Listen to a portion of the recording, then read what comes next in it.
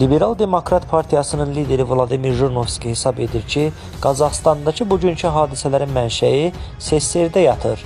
Jirinovskiy bildirib ki, indiki ixtişaşların mənşəyini Respublikanın Sovet tarixində axtarmaq lazımdır. Onun fikrincə Sovet rəhbərliyi Qazaxların çox əsrlik həyat tərzini dağıdıb. Onlar köçəridirlər, maldarlıqda mahirdirlər, çöllərdə yaşayırdılar və şəhərlərə sürüklənirdilər. Onlar müqavimət göstərdilər, istəmədilər. Amma Xruşov qərar verdi. Vladimir Jirinovskiyinin fikrincə, Qazaxstan böhranı Nikita Xruşovun siyasətinin nəticəsi idi. Xruşovun əmri ilə bütün milli respublikalarda rəhbər kadrları yerli kadrlarla əvəz etməyə başladılar. Üstəlik, universitetlər ilk növbədə yalnız yerli millətin nümayəndələrini, bu halda Qazaxları qəbul etməyə başladılar. И на примере Казахстана видно, что практически нарушили вековой образ жизни казахов. Они кочевники.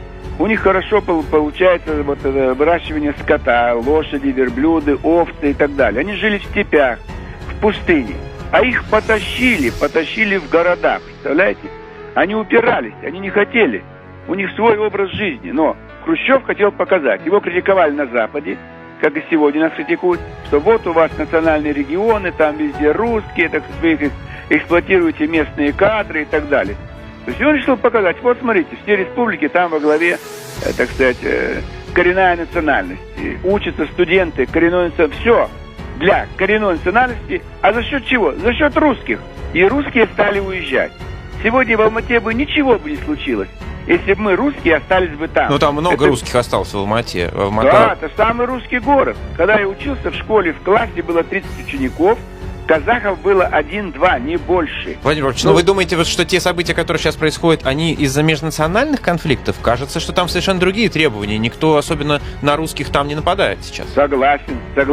Но в основе, если бы русские остались, те, кто там жил, не было бы и этих проблем. Была бы более честная экономика. Не было бы, так сказать, клановости.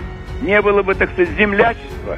Ведь город был нормальный, Алмата. Не было этого ничего. Кунаев нормально управлял всем Казахстаном. Все было тихо, спокойно.